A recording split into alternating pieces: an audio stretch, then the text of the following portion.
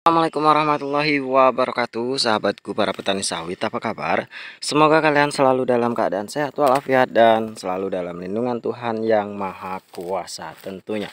Amin. Teman-teman, pada video kali ini saya akan berbicara masalah apa sih penyebab sawit kita itu mengalami kuncup busuk ataupun patah pelepah, melingkar-lingkar dan lain sebagainya. Tentunya nanti kita akan berbicara sesuai dengan pengalaman yang memang sudah saya rasakan, kemudian saya kumpulkan dari beberapa literasi dan saya rangkum dan saya ambil kesimpulan dan saya ambil garis besarnya. Semoga ini bisa menjadi ya setidaknya bermanfaatlah untuk teman-teman sebagai bahan pertimbangan, bahan perbandingan dalam tata laksana berkebun kelapa sawit tentunya. Nah, teman-teman, berbicara mengenai kuncup busuk pada tanaman kelapa sawit, tentu itu membuat kita sangat-sangat jengkel dan jengah dengan yang terjadi terhadap sawit kita. Tentu sawit yang kita harapkan tumbuh subur, kemudian berkembang secara normal, baik, kemudian nantinya akan berbuah secara cepat dan cepat panen, tentu tidak bisa kita dapatkan ketika memang terjadi penyakit yang sedemikian. Tentu perkembangannya terus pertumbuhannya itu akan menjadi sangat-sangat lambat, dan yang pasti secara visual kita melihatnya juga kurang nyaman dan tentu itu sangat-sangat menjengkelkan bagi kita. Nah, penyebabnya apa sih? Ini sesuai dengan yang sudah saya alami kebun saya yang sebelah sana, yang tentunya teman-teman bisa searching di VT dalam channel ini ketika saya membahas penyakit kuncup busuk, dan sampai sekarang meskipun sudah dewasa masih ada yang terserang kuncup busuk ataupun patah pelepah dan lain sebagainya. Itu masih bisa terjadi. Sebenarnya apa faktor penyebab dari penyakit yang sangat menjengkelkan tersebut? Tentunya teman-teman, yang pertama itu adalah faktor benih.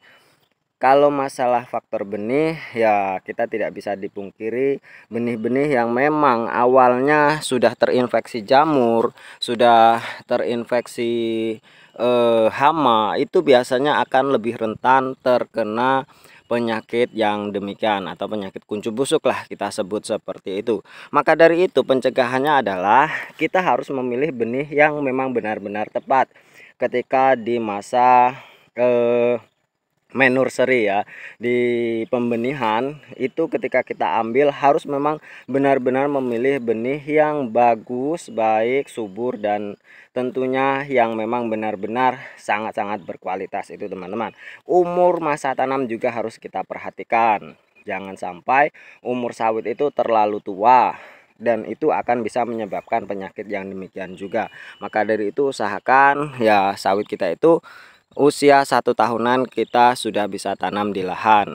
Alangkah baiknya kalau kita memang menyemainya sendiri, memeliharanya sendiri, merawatnya sendiri, hingga nanti kita bisa mendapatkan benih yang bagus, kualitas bagus, varietas yang jelas, dan tentunya bukan benih abal-abal itu teman-teman. Biasanya benih-benih yang memang stres di dalam nursery atau di dalam pembenihan itu biasanya akan lebih rentan terkena penyakit seperti itu. Memang tidak semuanya teman-teman, namun saya katakan rentan terkena penyakit itu. Biasanya seperti itu. Yang kedua, masalah pembenihan itu biasanya yang setelah terjadi etiolasi di pembenihan itu usahakan jangan memilih benih yang seperti itu teman-teman, jangan menggunakan benih yang seperti itu, dan benih yang memang saya katakan tadi terlalu tua atau benih yang memang di pembenihan itu tidak bagus, kurus seperti itu, biasanya akan rentan terkena penyakit itu karena memang daya tahan tubuh dari sawit yang kita tanam itu memang cukup buruk, sehingga memang jamur kemudian hama itu bisa lebih cepat menyerang dari tanaman kelapa sawit kita. Dan tentunya teman-teman, faktor yang paling penting adalah ketika sawit kita itu terlalu lama stres. Misalkan ya tadi karena terjadi etalasi, terjadinya benih yang terlalu tua, atau kita menanam di musim kemarau, itu akan menimbulkan stres yang cukup panjang dan itu akan mempermudah penyakit-penyakit kita itu lebih cepat menempel di sana. Itu yang kedua teman-teman. Kemudian masalah perawatan atau perlakuan yang kita lakukan itu pengalaman saya teman-teman. Biasanya sawit yang terkena penyakit kuncup busuk itu perlakuan penggunaan herbisida yang terlalu berlebihan. Sudah saya rangkum dan saya amati perlakuan saya di kebun saya yang memang dulunya banyak terkena penyakit seperti itu. Memang saya terlalu sering menggunakan herbisida untuk membersihkan lingkungan kelapa sawit kelapa sawit saya teman-teman.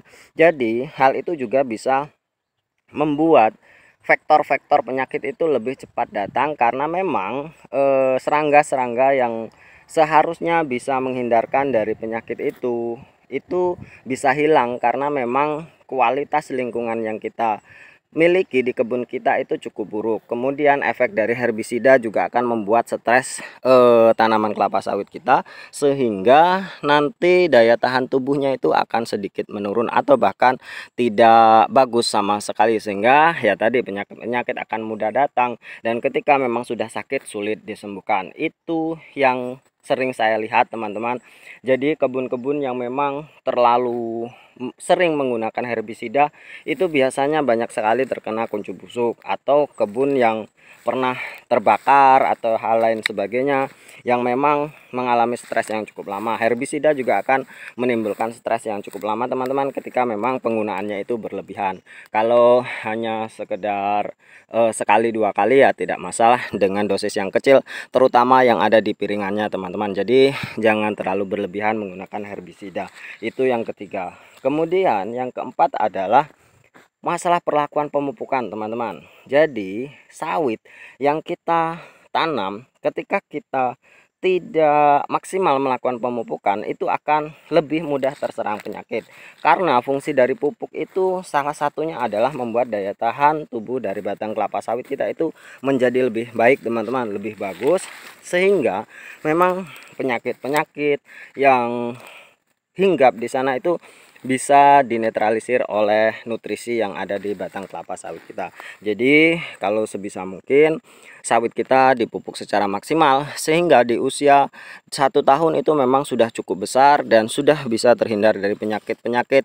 Ya setidaknya pertumbuhannya itu akan lebih baik dan daya tahan tubuhnya itu akan lebih bagus. Itu teman-teman. Jadi perlakuan kita terhadap kelapa sawit kita itu yang terpenting. Ya buktinya punya saya ini teman-teman, alhamdulillah saya tidak minta-minta ya, karena penyakit itu memang lumayan menjengkelkan. Dari 200 batang yang saya tanam, alhamdulillah satu pun tidak ada yang terkena penyakit seperti yang sedemikian. Karena memang perlakuan saya yang pertama, saya tanam varietas yang jelas. Kemudian memang ketika saya lakukan penyemaian di pembenihan itu saya memang rutin melakukan pemupukan, sehingga ketika saya tanam di lahan itu memang dalam keadaan yang memang sudah subur dan dalam usia yang 1 tahun, sehingga ketika saya tanam itu tidak mengalami stres. Kemudian memang saya meminimalisir penggunaan herbisida seperti yang saya lakukan. Pembersihan piringan ini hanya saya bersihkan manual saja. Memang lumayan cukup cukup melelahkan, namun itu harus kita lakukan supaya untuk menjaga kesehatan dari tanaman kelapa sawit kita. Kemudian ya itu tadi, saya selalu rutin melakukan pemupukan. Saya gencarkan hingga umur 3 tahun nanti saya harus benar-benar fokus dalam masalah pemupukan, meskipun saya harus merogoh kocek sendiri, kantong saya sendiri, maksudnya kantong yang memang belum menghasilkan dari kebun saya ini. Jadi saya memang harus berkorban supaya memang terhindar dari penyakit yang sangat menjengkelkan itu teman-teman.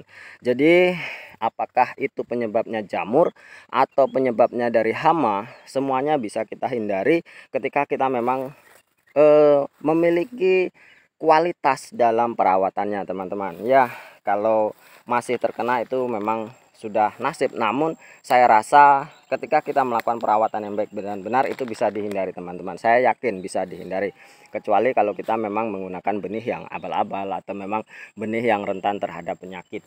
Dan tentunya kita harus memang benar-benar memastikan bahwa diri kita melakukan yang terbaik supaya kita mendapatkan kebun yang terbaik, supaya kita nanti bisa berbagi kepada orang-orang di sekitar kita yang memang membutuhkan. Itu yang harus kita tanamkan dalam diri kita teman-teman. Mungkin hanya ini, terima kasih atas perhatiannya. Wassalamualaikum warahmatullahi wabarakatuh.